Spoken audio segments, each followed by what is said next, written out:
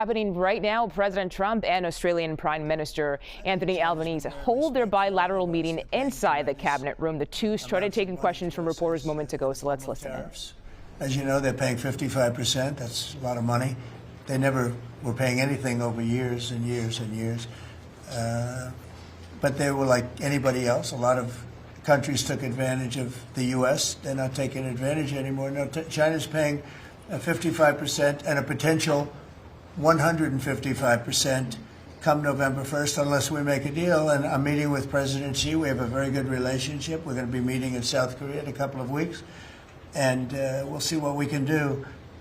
We have a very good relationship with China, but, you know, it's been probably a little bit like your relationship with China.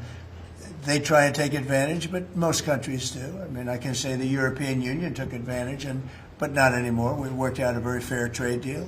Japan, we worked out a very fair deal. South Korea, where I'll be meeting President Xi, we worked out a very fair deal. And I expect we'll probably work out a very fair deal with President Xi of China.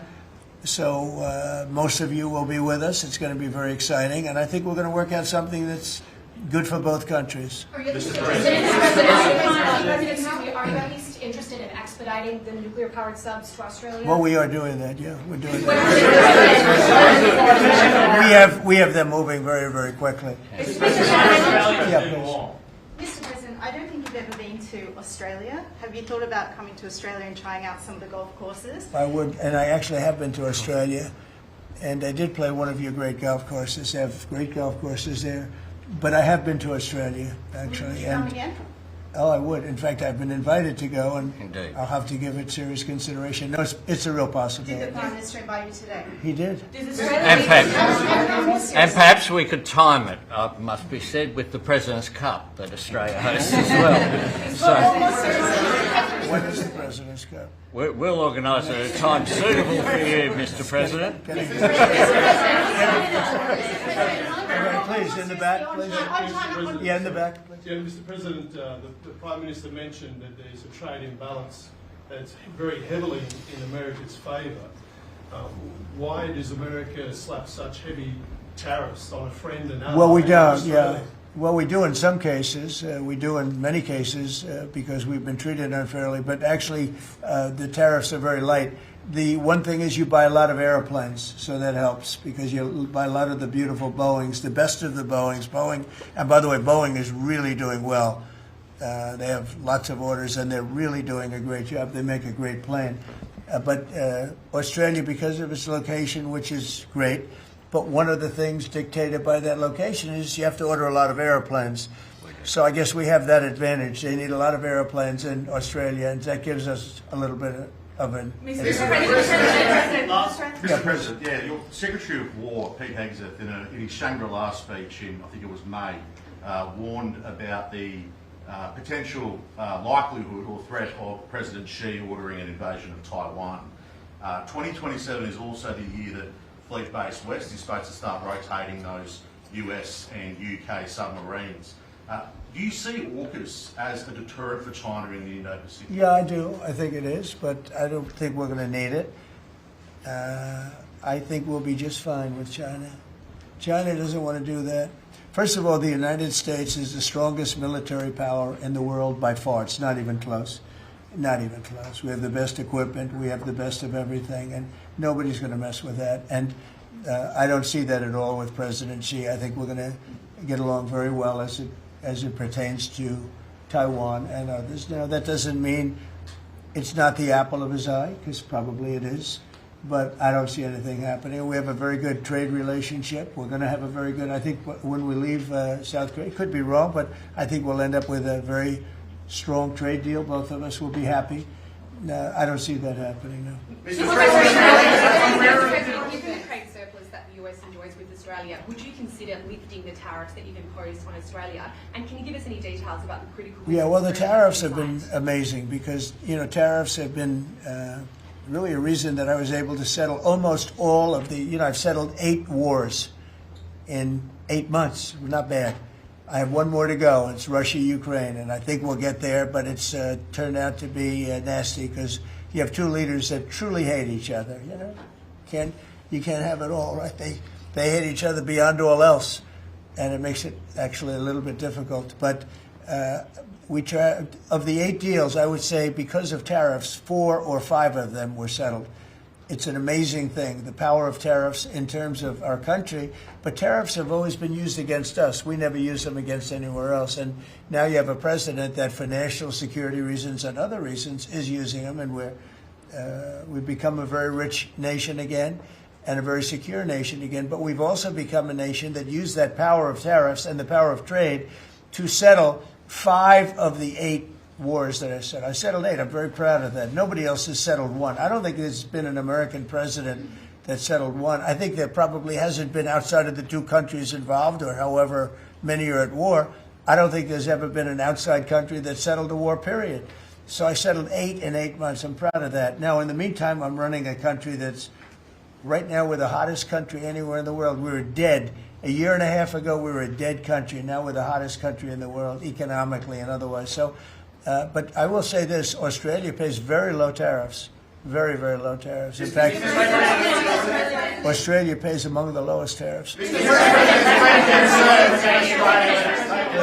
go ahead, please. There's been concern in Australia that it's taken 9 months to get this meeting. Have you had any concerns with this administration, with its stance on Palestine, climate change, or even things the ambassador said about you in the past, the Australian ambassador?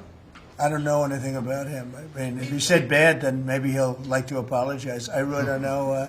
Did an ambassador say something bad about him? Don't tell me. I don't know. Where is he? Is he still working for you? Yeah. You said bad? Before I took this position, Mr. President. I don't like you either. I don't, and I probably never will. Go ahead. No, you went. Go ahead, behind you. Mr. President, your Secretary of the Navy said there will be some clarifications around some ambiguities on AUKUS. Can you tell us? Well, he'll get that taken care of. These are just minor details that he'll take care of. Ask you specifically on John, you're going to get that taken care of, right? There shouldn't be any more clarifications because we're just going now full steam ahead building. Yeah, please. Thank you, Mr. President. Are you now satisfied with Australia's defence investment, or do you want Australia to invest more in defence? Well, I'd always like more, but they have to do what they have to do. You know, you can only do so much. I think they've been great. They're building magnificent holding pads for the submarines. It's going to be expensive, too. You know, you wouldn't believe the level of complexity, right, and how expensive it is. They're building tremendous docking because they have a lot of ships and a lot of things happening. And I think their military has been very strong, very, very strong. Over here, please. Mr.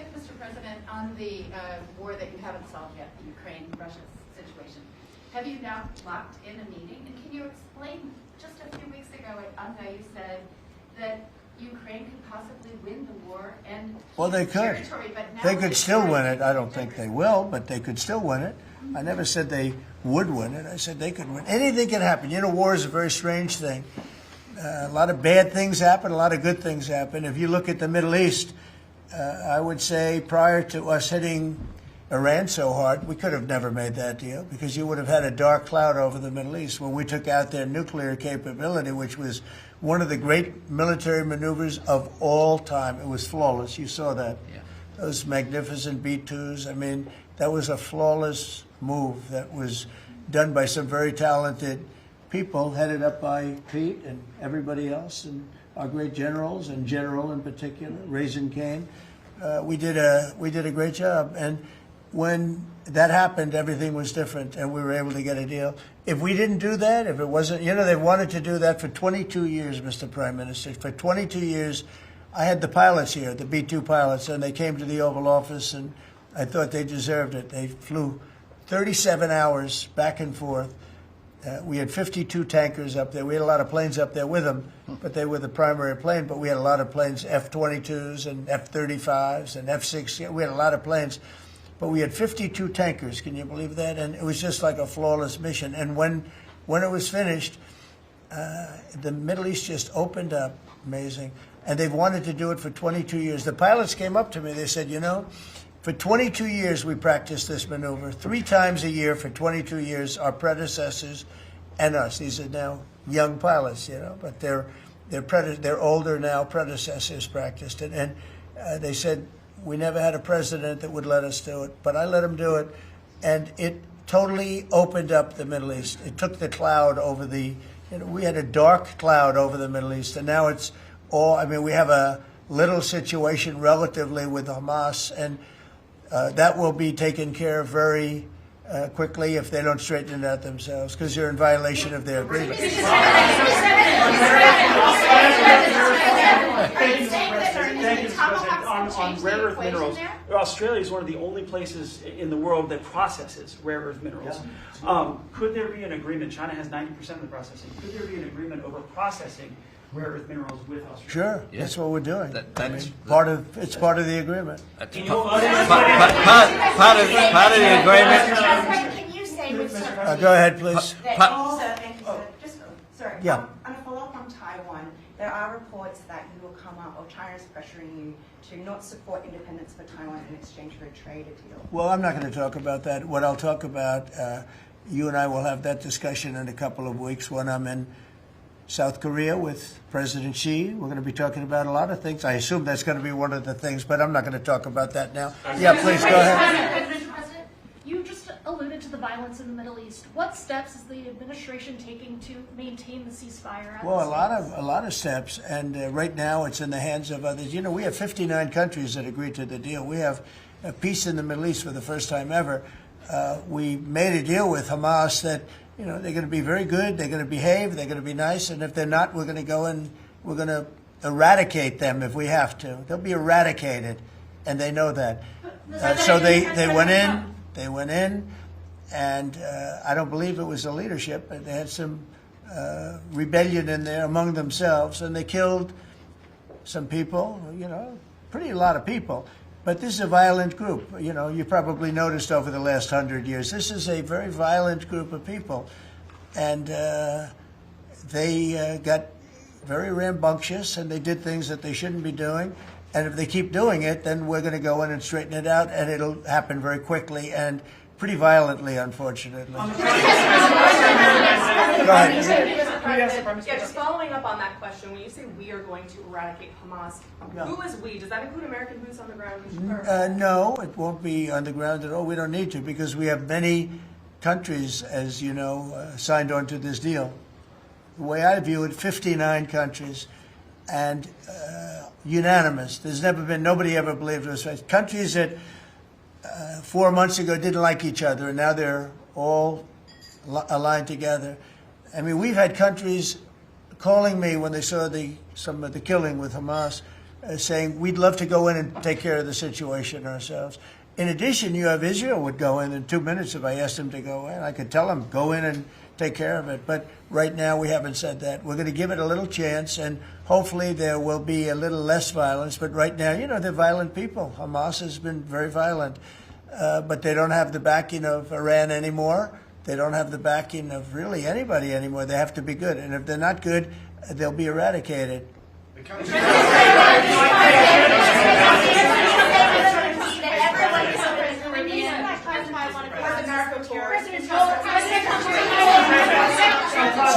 Were any innocent civilians killed in the Caribbean, Mr. President? Not you.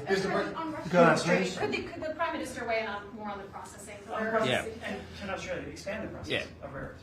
Absolutely we can, and we have the capacity to do so, and part of this deal is very specific, $8.5 billion pipeline. There'll be $1 billion contributed from Australia and the United States over the next 6 months with projects that are immediately available.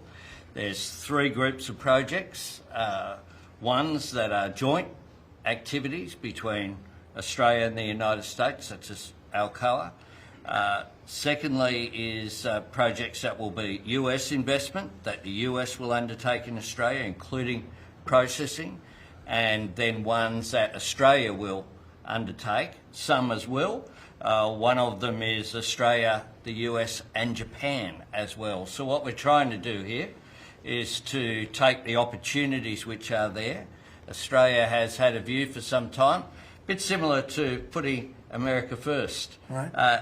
Our plan's called A Future Made in Australia, which is about not just digging things up and exporting them, but how do we make sure that we have across the supply chains with our friends being able to benefit, seize those opportunities. So we certainly see part of what this is about isn't just digging things up, it's also about processing, including the joint ventures between Australia and the United States. Can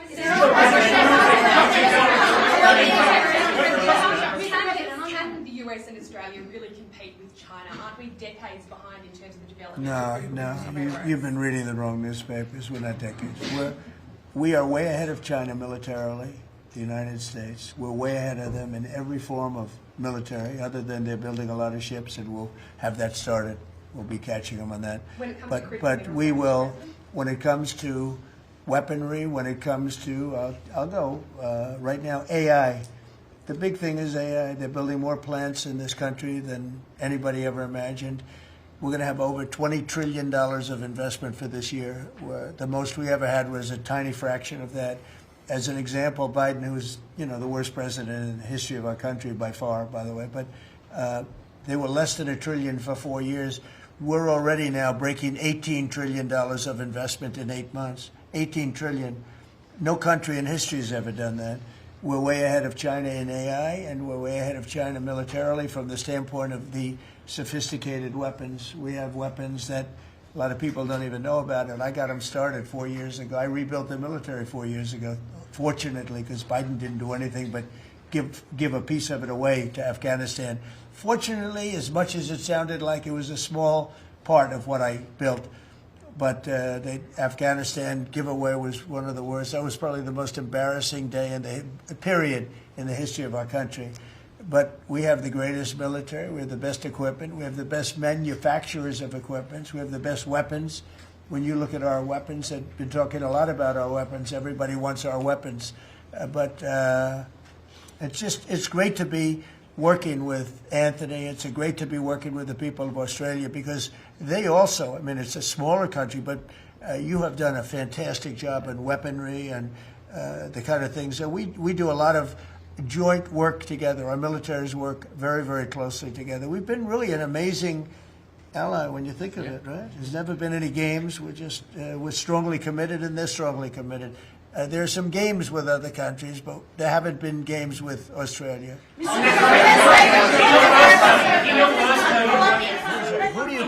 Where do you come from? I'm from Australia.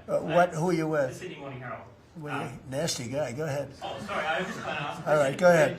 On your first term, you worked with two Australian Prime Ministers, Scott Morrison and Malcolm Turnbull. You might remember. Right. They're from same side of politics as you. Mr. Albanese's different side. Can you tell us a bit more about what it's like to work with Mr. Albanese compared to those two? Well, I got along. That wouldn't be fair, because the man on my right has a big advantage. You know that, right? But I think he's doing a really good job, and we've had a very good relationship. I don't want to compare one with the other, but I'll tell you, they really have a great prime minister. Thank you. Okay, was that a good statement? I'll use it in my ads in 28.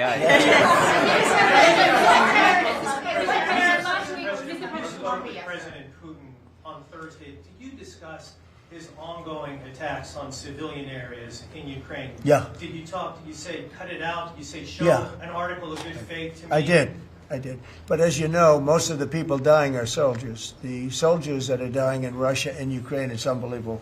5,000 to 7,000 a week. Can you believe it? And I look at that and I say it's pretty amazing. But in addition to that, there are attacks on Kiev and some of the other places. And it's human lives, but the big number of human lives are soldiers that are being killed in the battlefield.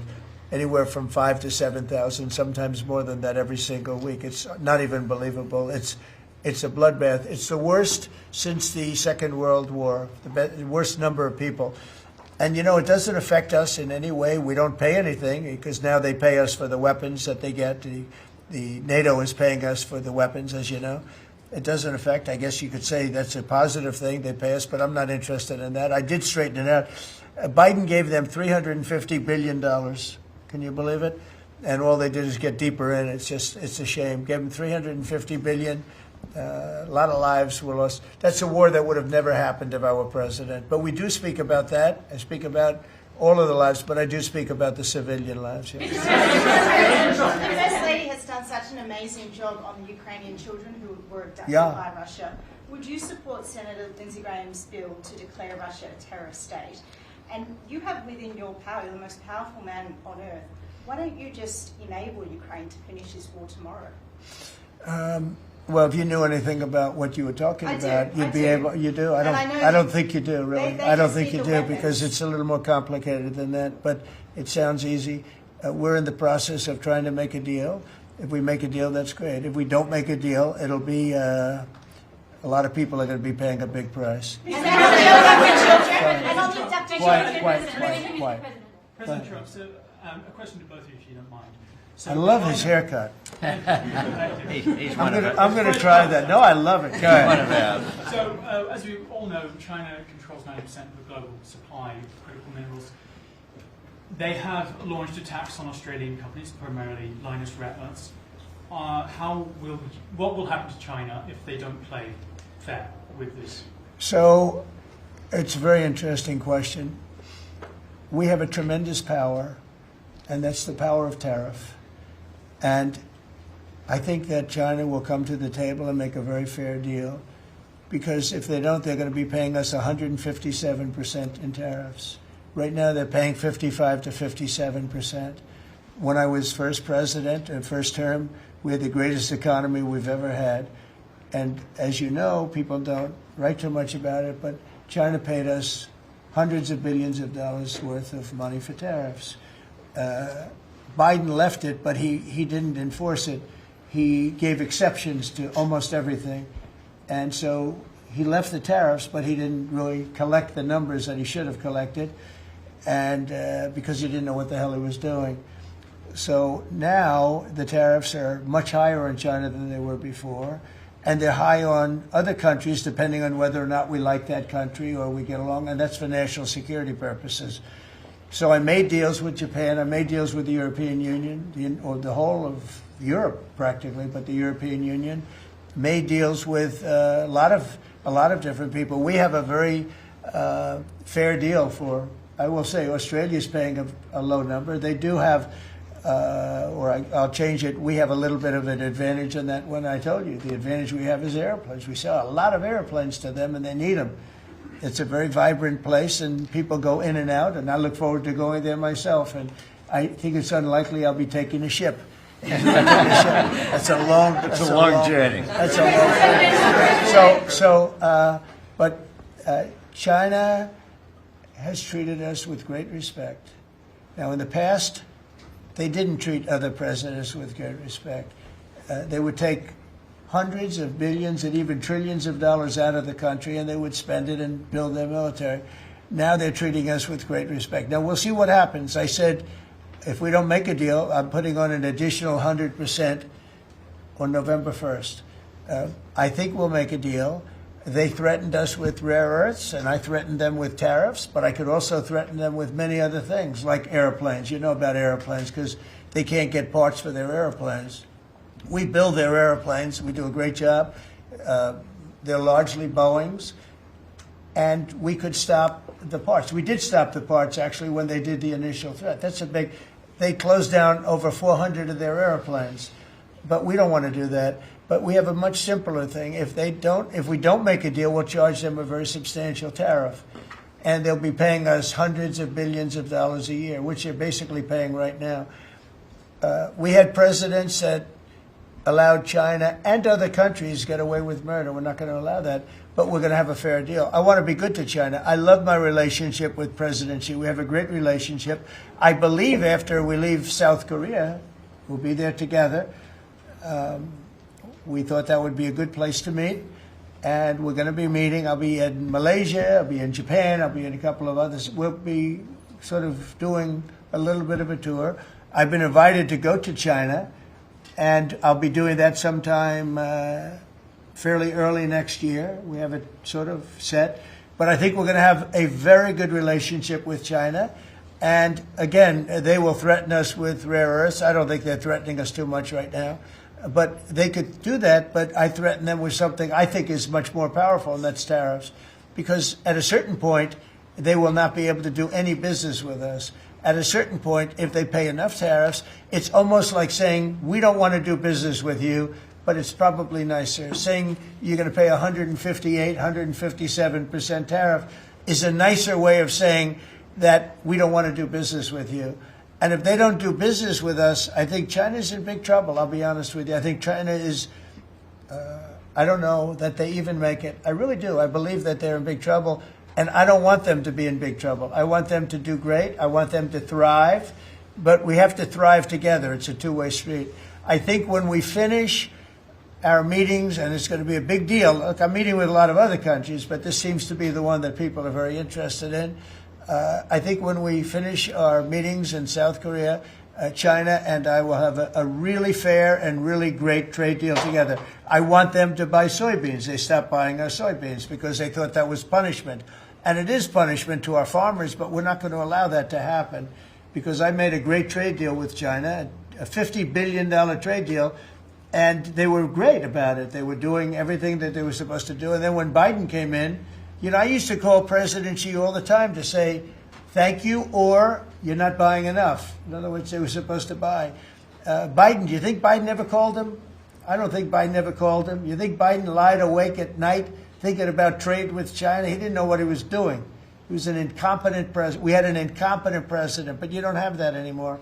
So I think we're going to end up having a fantastic deal with China. It's going to be a great trade deal. It's going to be fantastic for both countries. And it's going to be fantastic for the entire world. Thank you very much, everybody. Thank you, guys. Thank you very much. Thank you, guys. Thank you. Thank you, guys. Thank you very much.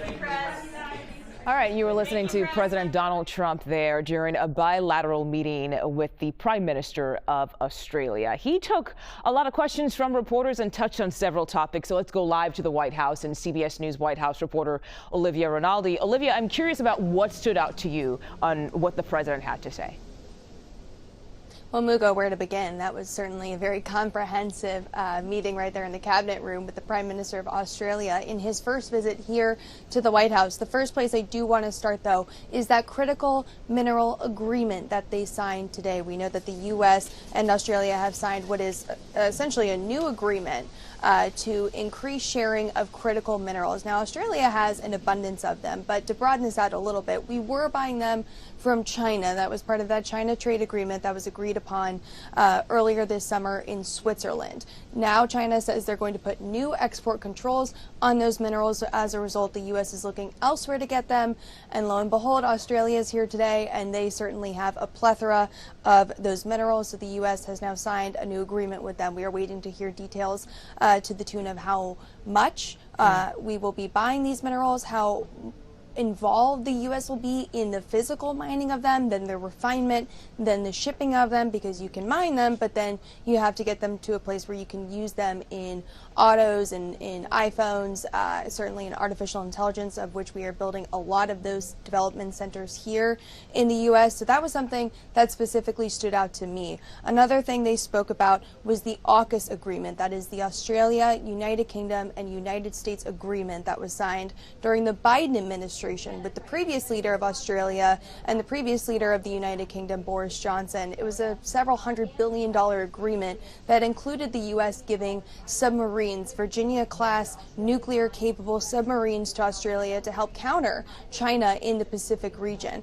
That agreement was under review from the Pentagon, the Department of War, seeing whether or not it aligns with the America First agenda, because if you're giving nuclear-capable submarines away, that may make the U.S. in a more precarious situation. Trump, though, saying during that meeting that the U.S. has a lot of submarines, and so they are interested in still upholding this agreement, which was certainly part of the reason why the Prime Minister of Australia came here today to have that conversation with President Trump. They're now in that meeting, and if I could, two other things that were quite notable in that meeting, not exactly on Australia, but on Ukraine. Okay. President Trump, speaking about the war in Ukraine, says they could win it, but added, I don't think they will. That is extremely notable after the president's meeting with President Zelensky last week here at the White House, where they did not agree to an exchange of Tomahawk missiles, and instead the president walking away from that meeting saying both sides should just freeze the lines where they are, both sides declare victory and let history decide. Quite notable there that the president said that very openly in that meeting. Additionally, and the last thing I'll point out is that the president did say he is expecting to go to China next year. He will be meeting with Xi Jinping on the sidelines of the APEC meeting in South Korea in the next few weeks, but the president notably saying that he seemingly has agreed to an invitation to go visit China next year. Mugo? And we'll see what happens when that visit happens. Maybe this trade war will finally be over. Who knows? Olivia Rinaldi, thank you so much for your time today.